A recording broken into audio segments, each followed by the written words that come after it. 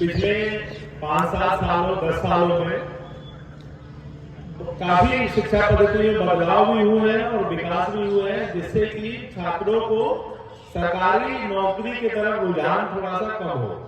और धीरे धीरे शायद इस मंच से कहना ठीक नहीं होगा, धीरे धीरे सरकारी नौकरियां खत्म भी हो रही हैं और लोगों के अपने व्यक्तित्व पे, अपने किसी भी इंटरेस्टेड फील्ड में काम करने के लिए मौका मिल रहा है। बहुत सारे स्टार्टअप इंडिया, स्टार्टअप यूपी, इसकी आयोजन और जो भी सरकार के द्वारा कदम उठाए जा रहे हैं, वो कदम इसीलिए उठाए जा रहे हैं कि समाज में एक अपनी सोच सब बच्चे डेवलप करें और अपनी एक स्वामित्व या अधिकार प्राप्त करें। उसका शिक्षा पद्धति से जोड़ने के लिए मैं ये कह सकता हूँ कि जो बेसिक लेवल पे बाहर जो पढ़ाई होती है, कि बेसिक लेवल पे ही आपको किसी उद्यमी बनने के लिए 9-10 क्लास से ही आप में वो जागृति हो जाए, लेकिन भारतीय शिक्षा व्यवस्था में ये व्यवस्था है नहीं। आपकी 12वीं तक की सभी कक्षाएं जो मूल रूप से सब लोग करते हैं वही करना पड़ता है। सभी क्लासेस, सभी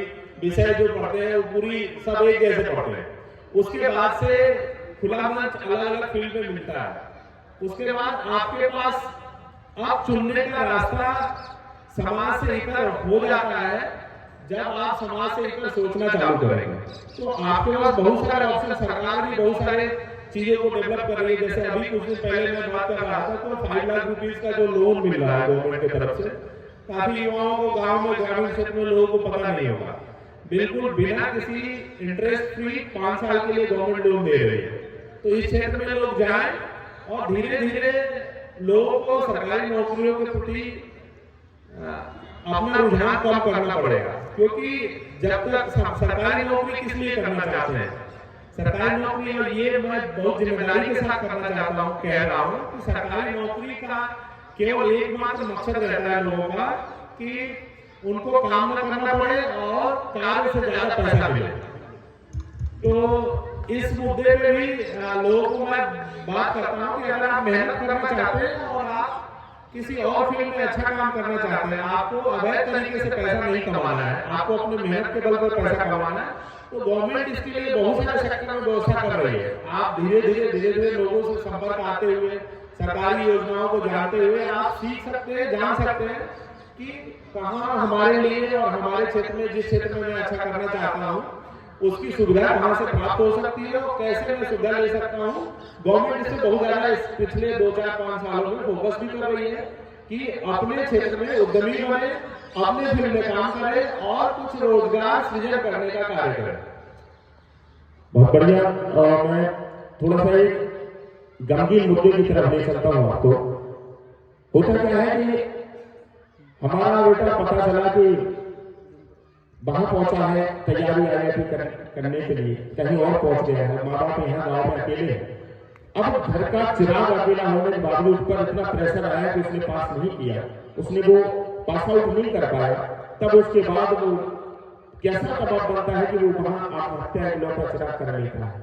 कैसा चिराग बनता है कि यहाँ इकलौती बेटी कहीं फंस करके छत से कूद जाती है हॉस्टल से किसी से, और कहीं कोई फांसी लगा लेता है। कितना कैसा दबाव होता है बच्चों पर कि कहाँ उनको कमी लगती है आपको कि उनको जागरूक करने की आवश्यकता है, कहाँ कमी लगती है आपको कि उनको मार्गदर्शन देने की आवश्यकता है, माँ बाप को समझाने की आवश्यकता है, कि समाज को समझाने की आवश्यकता है, उन बच्चों को समझाने की आवश्यकता है जो ऐसे कठोर कदम चुनते हैं। वो आगे पीछे का कुछ नहीं सोचते हैं और इस तरह से केवल थोड़ा सा सूक्ष्म अंतर होता है कि सिर्फ और सिर्फ वो पास आउट नहीं होते हैं। इतना कठोर कदम कैसे चुन लेते हैं? क्या इस तरफ ध्यान देना नहीं चाहिए माँ बाप को, समाज को, बच्चों को कि वो इस तरह से कठोर कदम ना उठाए? आप हमें क्या बताना चाहते हैं, कैसे वो करें कि ये ऐसा ना कदम उठाए? सबसे पहले तो मैं सभी पेरेंट्स को ये कहना चाहता हूँ कि अपने बच्चों को एक बिजनेस मॉडल न समझे कि मैं उन पे, अगर हम IIT में जाने के लिए या किसी चीज की तैयारी के लिए 1 लाख 2 लाख रुपए पैसा भर दिए हैं तो उसका इंटरेस्ट सहित हमें वापस करें। सबसे पहले बच्चों को चाहिए प्यार, जो इस उम्र में 12th के बाद बहुत सारे बच्चों को क्या होता है कि लोग पैसा देकर किसी बड़ी कोचिंग में एडमिशन करा दिया और उसको डेली हर दूसरे चौथे दिन आप दबाव बना रहे हैं। दबाव मीन्स कि ऐसा नहीं कह रहे हैं कि पास हो जाए, लेकिन पेरेंट्स मुश्किल मैं देखता हूं कि बहुत सारे पेरेंट्स इशारों में या कहीं ना कहीं तरीके से ये एहसास बच्चों को दिला देते हैं कि मैं इतना लाख रुपए पैसे दे के आपको बाहर भेजा हूं, तो उसका कर्ज आपको उतारना है और उनसे बात करने वाला कोई नहीं बच जाता।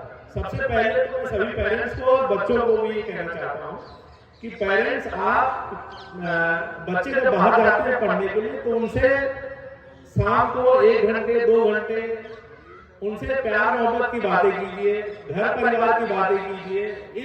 इस चीज का कभी जिक्र न होने दें कि आप किस समस्या से जूझ के या किस परेशानी से जूझ के आप उसको फीस को भरे हैं।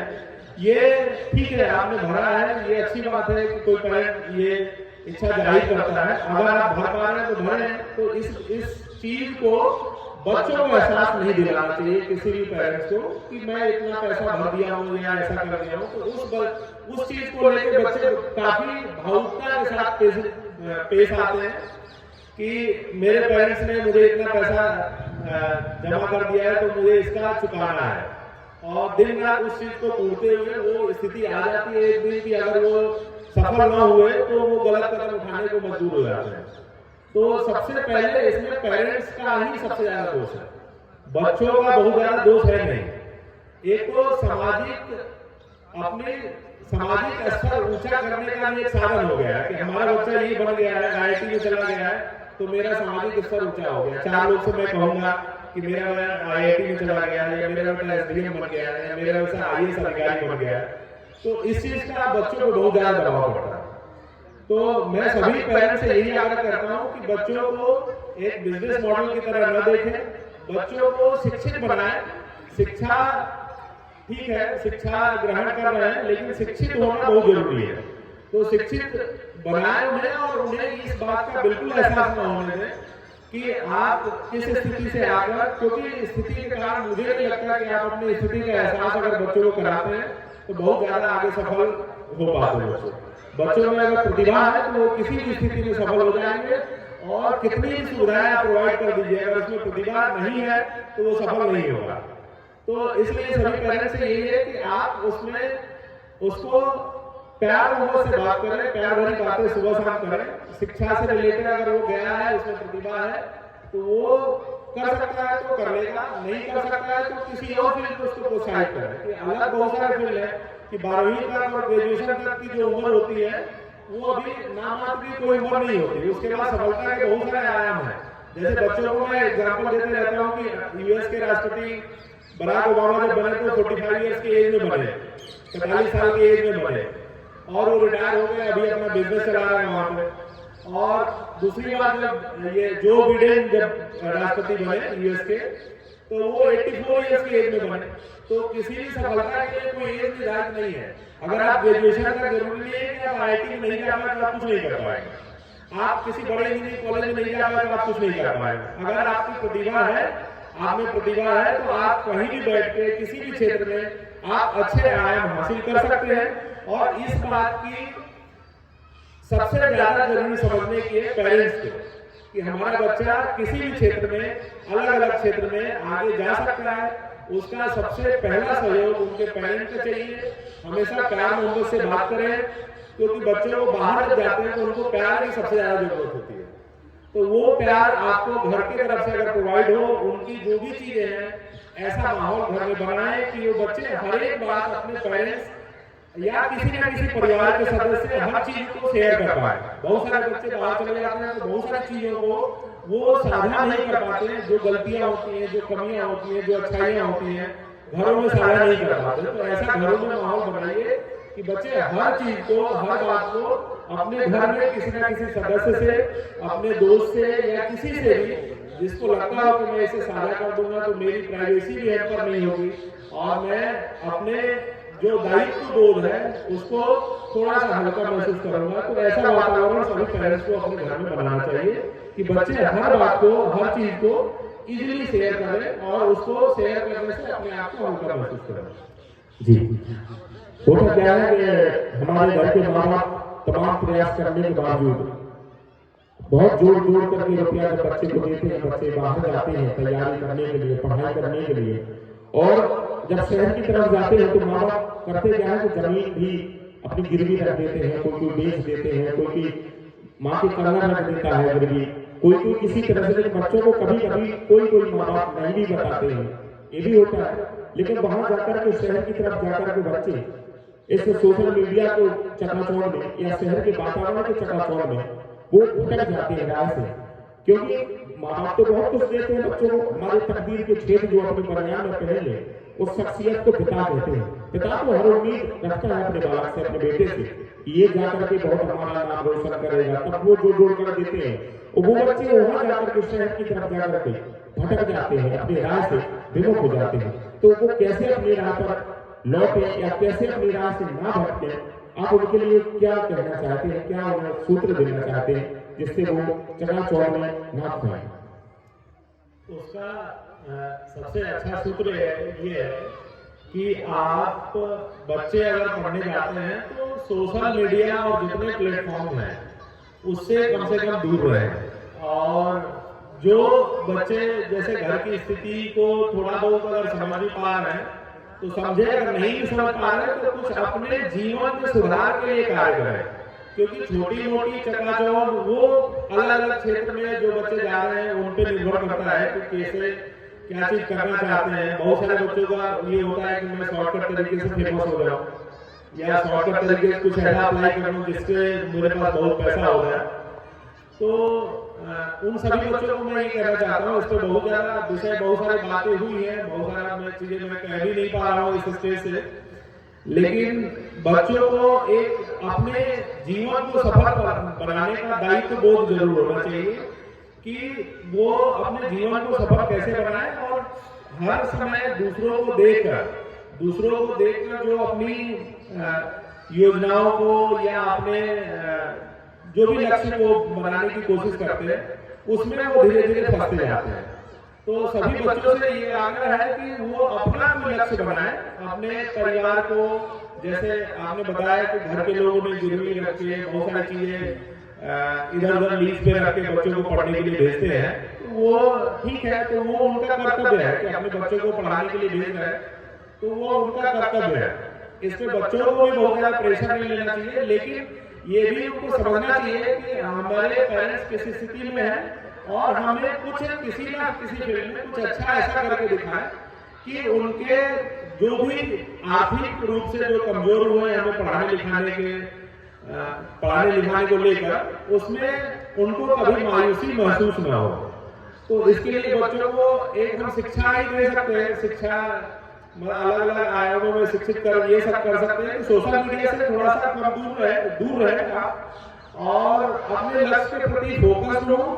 और थोड़ी बहुत कहीं ना कहीं अगर आपके दिमाग में पीछे अगर कसक है, बहुत थोड़ी बहुत ज्यादा मैं कहने की जरूरत भी नहीं है, जिसको मैं अभी बात वो बोला हूँ, थोड़ी बहुत आप इस चीज को ध्यान रखें कि हम किस परिवेश से निकल के आए हैं। क्योंकि जैसे पिता को पढ़ाने का उनको दायित्व है, वो अच्छी बात है कि पिताजी सोच रहे हैं कि हमारा बेटा पढ़ाई लिखाई कर ले, लेकिन बच्चे कई केसेस में इधर उधर की बातों या इधर उधर की चीजों में फंस जाते हैं, जो चीज सही नहीं है समाज के लिए या सोसाइटी के लिए। तो उनको मेरा यही एक संदेश है कि कुछ सामाजिक उत्थान के लिए काम करिए और सोशल मीडिया से और दूसरों को देख के बहुत ज्यादा प्रभावित न हो कि मैं ये कर लूं या ये कर लूं। आपको अपने ऊपर काम करने की जरूरत है। थोड़ा बहुत आध्यात्म की तरफ जाइए, मेडिटेशन की तरफ जाइए, सुबह शाम 1-2 घंटे अगर 15-20 मिनट भी समय मिलता है तो मेडिटेशन करिए और कुछ अच्छे लोगों से बात करने की कोशिश कीजिए जो आपकी जेन्युइन चीजों को समझ सके और आपको सही रास्ते पर लाने में मदद कर सके। तो यही उनको मेरा संदेश है कि उनको एक अच्छे राह पे चलना चाहिए। थोड़ा बहुत कोई अगर दिमाग में कहीं अगर स्पेस है तो अपने परिवार और फैमिली के बारे में थोड़ा बहुत अगर जगह बना सकते हैं तो बनाएं कि उस परिवेश को सोचे कि किस परिवेश से हम निकल के आए और उनके लिए क्या अच्छा कर सकते हैं। कहते हैं कि हर सफल व्यक्ति से हर कोई प्रेरणा लेता है, असफल व्यक्ति की तरफ कोई जाना नहीं चाहता है, जबकि उसके पास भी भंडार होता है, क्योंकि असफलता बहुत कुछ सिखा के जाती है, बहुत कुछ बता के जाती है। और सफल व्यक्ति जब सफलता को प्राप्त करता है तो फिर उसकी जो संघर्ष है वो संघर्ष फिर शून्य हो जाता है, क्योंकि वो सफल हो चुका है। उसने जो पीछे संघर्ष किया वो संघर्ष उतना याद होता है, लेकिन असफल व्यक्ति के पास पिछले संघर्ष, प्रेजेंट का संघर्ष और उसके बाद का भी संघर्ष होता है। अब ऐसे में हर इंटरमीडिएट करने वाले छात्र के पास फिर दबाव होता है कि वो किस राह को चुने, किस जगह को जाए। वो वहां कंफ्यूजन उसके लिए पैदा होता है। IIT को चुनेंगे, IAS, PCS की तैयारी करें कि व्यक्ति किस दिशा की ओर, डॉक्टर बने, इंजीनियर बने, किस दिशा की ओर जाए, फिर वहां उसके लिए संकट खड़ा हो जाता है। ऐसे में कभी कभी माँ बाप उसका मार्गदर्शन कर पाते हैं, कभी नहीं भी कर पाते हैं। कभी कभी उसे कोचिंग देने वाले जो गुरु होते हैं वो भी मार्गदर्शन दे पाते हैं, कभी नहीं दे पाते हैं। ये भी है, क्योंकि जिज्ञासा जो होगा जिसके पास वो ले सकता है, वो ले लेगा, कहीं से भी ले लेगा। लेकिन अब उसके पास जो चारों तरफ का वातावरण है, वो नेगेटिविटी जब उसके अंदर आती है, फिर वो कैसे दूर होती है, वो कैसे अपने राह चुन सकता है कि उसे किस क्षेत्र की ओर जाना है, कौन सा उसके लिए बेहतर लाइन है, उसके लिए कौन सा मार्ग बेहतर विकल्प हो सकता है। आप उनके लिए क्या मार्गदर्शन देंगे? जहाँ तक मेरे पढ़ाई को लेके और उनके विकल्प को लेके बात है, जैसे मैं अपने लाइफ के बारे में ये बताना चाहता हूँ कि जो शुरुआती दिनों से ही मुझे बहुत ज़्यादा चिंता नहीं थी। मुझे जो कार्य मिला पढ़ाई लिखाई को लेकर उसमें मैं अच्छा करने की कोशिश किया। भविष्य के बारे में जो मैं अभी भी बच्चों को कहता हूँ कि भविष्य जो हम सोचते हैं 9th क्लास में, 9वीं और 10वीं कक्षा में, जो 12वीं कक्षा तक जो चीज़ में हम लोग सोचते हैं उसमें से 95% केसेस में उसमें फेल होना अनिवार्य है। लेकिन जो एक चीज आपके साथ हमेशा रहनी चाहिए वो मेहनत। आप जिस भी फील्ड में जब भी आपको मौका मिले, पढ़ाई को लेके या किसी भी अन्य कार्य को लेके मौका मिले, उस कार्य को आप 100% कार्य कुशलता से करने का प्रयास करें और कोशिश करें कि उसमें अपना 100% दे पाए। उसमें सफल हो रहे हैं नहीं हो पा रहे हैं वो भविष्य के ऊपर आप छोड़ दें कि आगे क्या होगा, और बहुत ज्यादा भविष्य के बारे में सोचने की जरूरत है नहीं। आप जो प्रोजेक्ट में कर रहे हैं उसको 100% करेक्शन के साथ आप 100% सही तरीके से कर सकते हैं। और जो कि विषय से लेकर इस फील्ड को चुनने से लेकर मार्गदर्शन को लेकर जैसे रवि भैया ने बात की, तो उसके लिए आप सफल लोगों से भी मिल सकते हैं, असफल लोगों से भी मिल सकते हैं, आप अपने मित्रों से भी मिल सकते हैं। जैसा कि मैं बार बार कहता हूँ कि जरूरी नहीं है कि आपके जीवन में अच्छाई और ऊंचाई लाने के लिए कोई बहुत सफल व्यक्ति या बहुत किसी भी फील्ड में जो आदर्श स्थापित कर दिया वही आपको बहुत सारी अच्छी बातें बता सकता है। आपको अच्छी बातें एक आपका मित्र भी बता सकता है, आपका छोटा भाई भी बता सकता है, आपका एक जो अच्छी आयाम हासिल किया है वो भी बता सकता है। बस ये है कि आपको अच्छाई हर जगह से अच्छी चीजें लेनी है कि मतलब सबको सुने। जैसे मैं एक बात भी बोलता हूँ कि सुनो सबकी और करो मन की, तो आपको सबको सुनना पड़ेगा। अगर आगे बढ़ना है तो आपको जो सफल लोग हैं उनको भी सुनना पड़ेगा, जो असफल लोग हैं उनको भी सुनना पड़ेगा।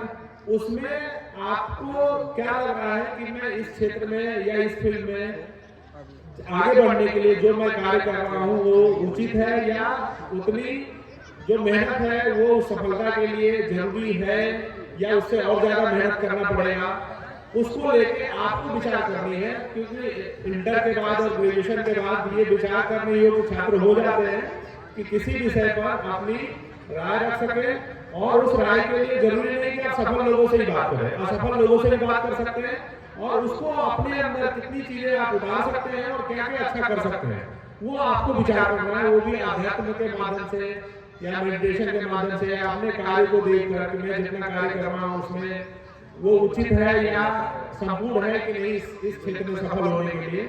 वो सबका एक कम्युनिटी एफर्ट है, सबसे बातचीत करने एक कम्युनिटी एफर्ट है। जो जैसे कि मैं बता रहा हूँ मैं सामाजिक क्षेत्र में जो कार्य कर रहा हूँ, ऐसा नहीं जब मैं इंजीनियरिंग करने आया था तो मैं भी यही सोचा था कि इंजीनियरिंग करने के बाद एक अच्छी खासी नौकरी करेंगे, अच्छा खासा आदमी होगी, परिवार होगा, घर होगा, बढ़िया मकान बनाएंगे, बड़ी बड़ी गाड़ियों में घूमेंगे।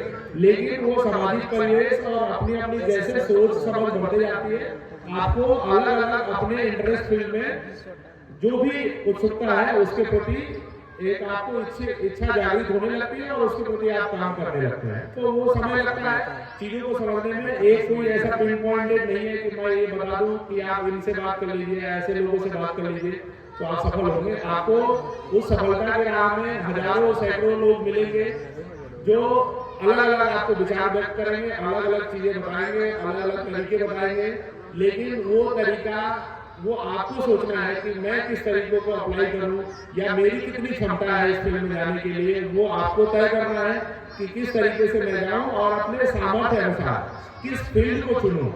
इसको सोचना भी बहुत जरूरी है कि बच्चे के अपना सामर्थ्य न सोचते हुए अलग अलग बड़े बड़े पदों पे हासिल होने के लिए चीजों को सपने बुनने लगते हैं और उनको खुद भी पता रहता है कि ये इस फील्ड में मैं नहीं कर पाऊंगा।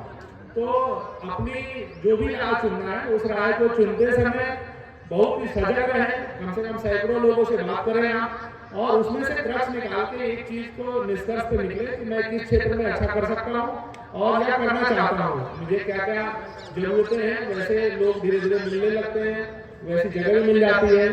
तो इसका कोई शॉर्टकट नहीं है कि मैं आपको एक बार में बता दूं कि ये सफल लोगों से ही बात करें या असफल लोगों से ही बात करें, या जिस क्षेत्र में आप आगे बढ़ना चाहते हैं उसी क्षेत्र के लोगों से बात करें। दूसरे क्षेत्र के लोग भी आपको उस क्षेत्र में कुछ ऐसे टिप्स दे देंगे जो आपको आगे बढ़ने में मदद कर सकता है। जी, कहते हैं कि भगवान वो नहीं देते जो आपको अच्छा लगता है, भगवान वो देते हैं जो आपके लिए अच्छा है।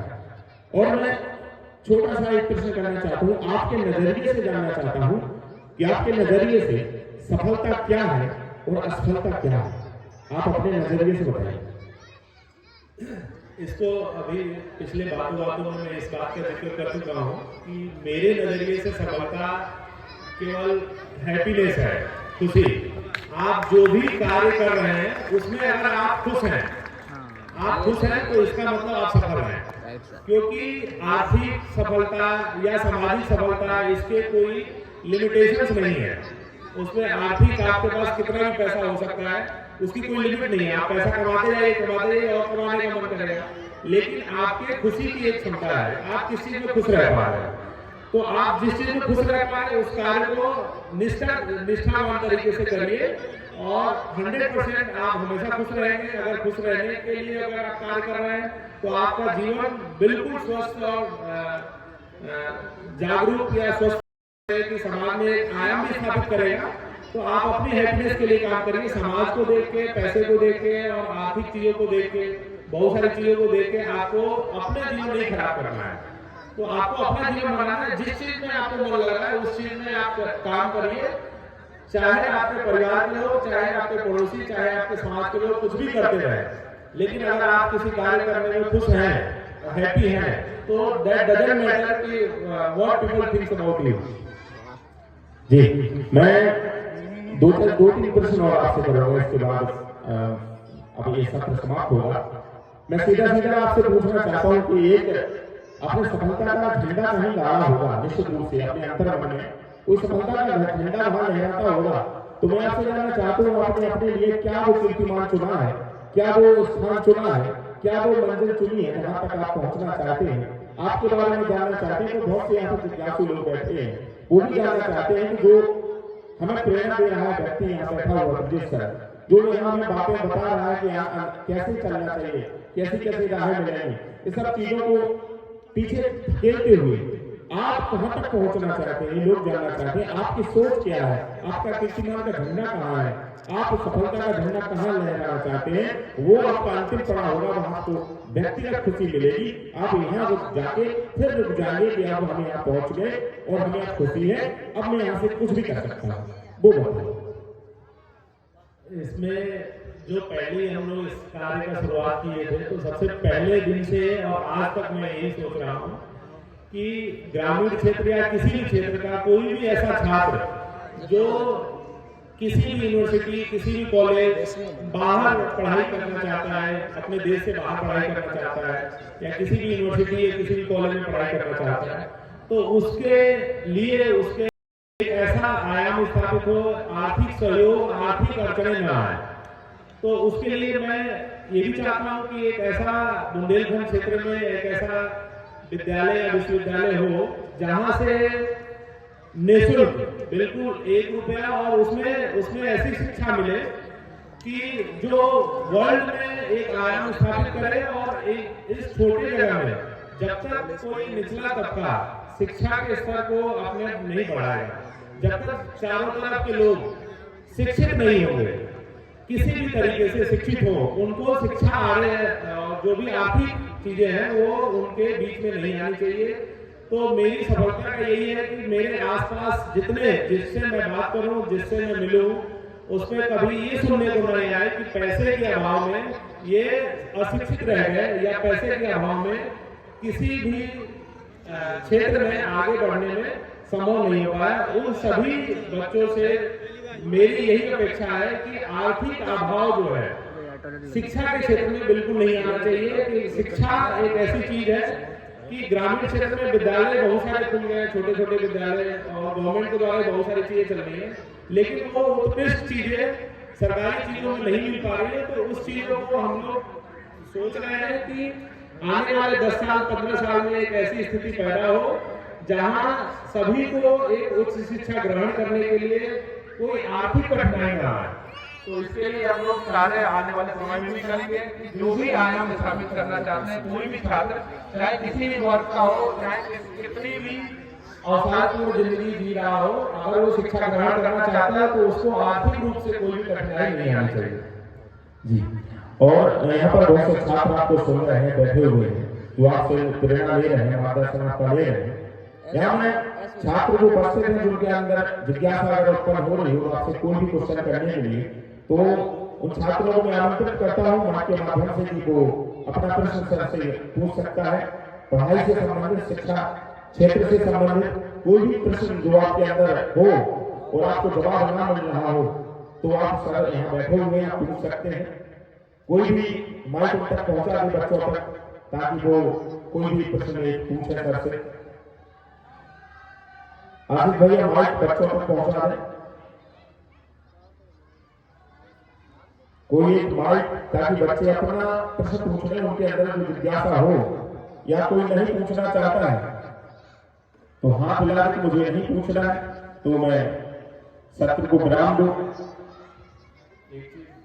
अंतिम में मैं ये बोलना चाहता हूँ, जी अभी अंतिम नहीं है, अभी अंतिम नहीं है, अभी बातें होंगी, लेकिन छात्रों की तरफ से अंतिम होगा अगर छात्र नहीं पूछते हैं तो। नहीं, उन्हीं छात्रों के लिए मैं एक चीज बोलना चाहता हूँ कि ग्रामीण क्षेत्र में छात्रों के अंदर उत्सुकता और सवाल बिल्कुल मर गए हैं। वो सवाल इसलिए मर गए हैं कि सभी बच्चे सोशल मीडिया के जमाने में चले गए हैं, उनकी अपनी कोई थिंकिंग है ही नहीं। उन्हें अगर सवाल पूछना भी चाह रहे हो तो उन्हें लग रहा हो कि ये सवाल सर के पास होगा या रिपीट हो जाएगा, या पहले से उनकी जानकारी होगी, जानकारी होगा, तो अपनी चीजें डेवलप करना बच्चे भूल गए हैं। चाहे ग्रामीण क्षेत्र में खेल का अभाव भी, बहुत सारे छोटे छोटे जो गेम होते थे, क्रिकेट होते थे गांव में, आपस में गांव में क्रिकेट टूर्नामेंट या बहुत सारे टूर्नामेंट होते थे, इससे बच्चों में एक अपनी क्षमता डेवलप होती थी।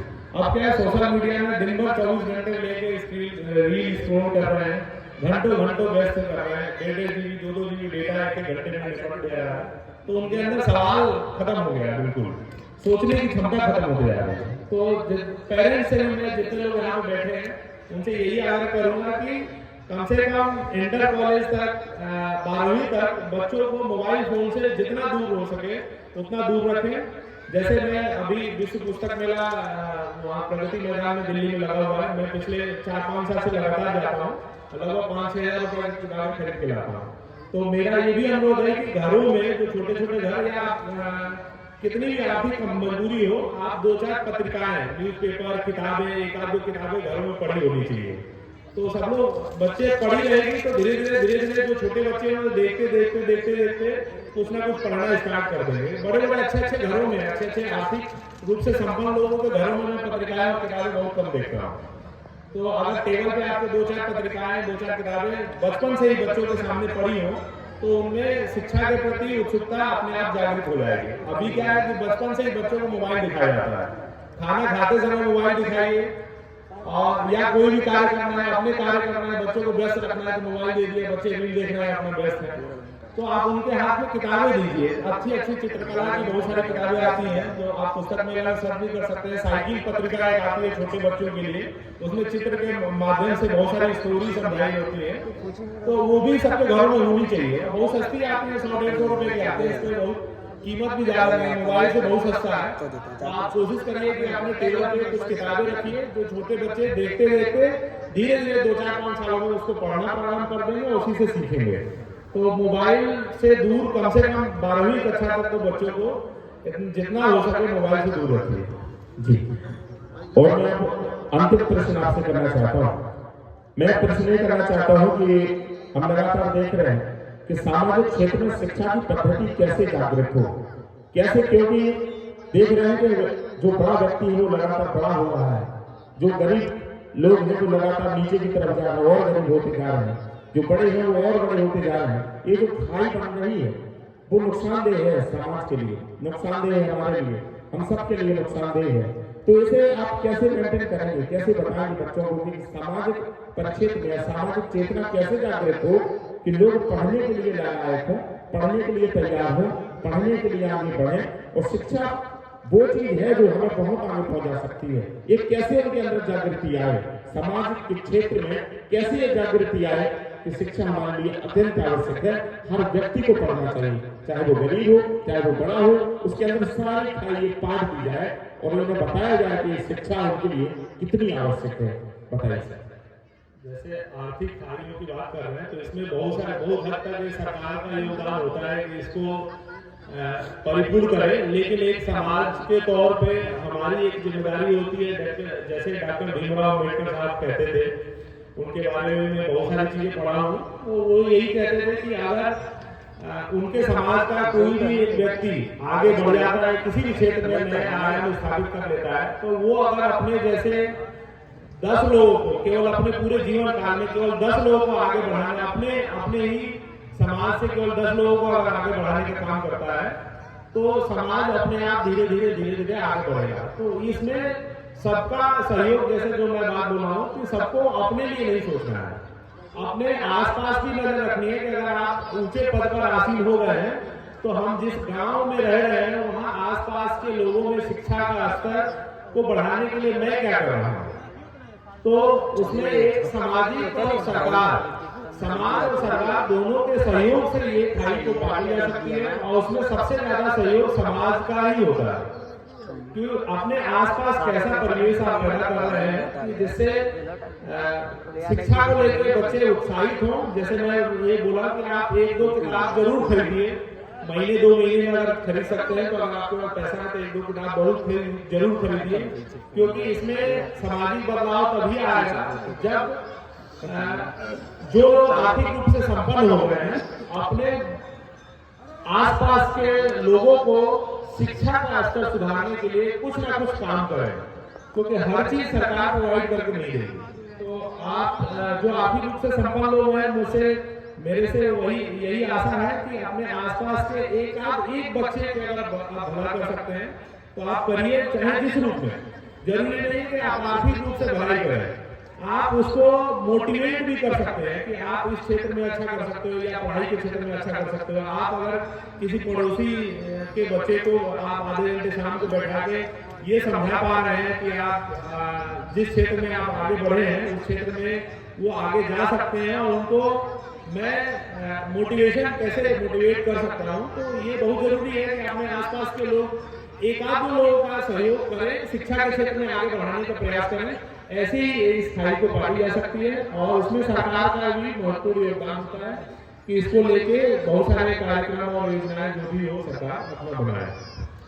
बहुत बहुत धन्यवाद। और इसके साथ ही आज का ये सत्र समाप्त हो रहा है आपका। यहाँ आए और शिक्षा के क्षेत्र से आप चूंकि जुड़े हुए हैं, लगातार लोगों की मदद करते हैं, लगातार छात्रों का मार्गदर्शन करते हैं, तो आपने जिस तरह से कार्य किया, आपके कार्य से हम लोग प्रेरणा लेते हैं। आपके जो भी कार्य है भले ही रात के हो दिन को हो, हम लोग देखते रहते हैं, लगातार दिन और रात मेहनत करते हैं सभी के लिए, तो वो आपकी प्रेरणा देते हैं छात्रों के लिए, हम लोगों के लिए, सभी लोगों के लिए। यहाँ पर आप महोत्सव में आकर के हम लोगों के लिए भी प्रेरणा बने हैं, तो आपका बहुत बहुत शुक्रिया, बहुत बहुत धन्यवाद। इस शेर के साथ में बजा लेता हूँ कि मेरे जस्तजू को शायद अभी हौसला मिलेगा, मैं जहाँ भटक रहा हूँ वहीं रास्ता मिलेगा। जो खुलूस ना हो बातों में तो किसी को क्या मिलेगा। ना तुम्हें सनम मिलेंगे ना हमें खुदा मिलेगा। बहुत बहुत धन्यवाद, बहुत बहुत शुक्रिया, बहुत बहुत आभार।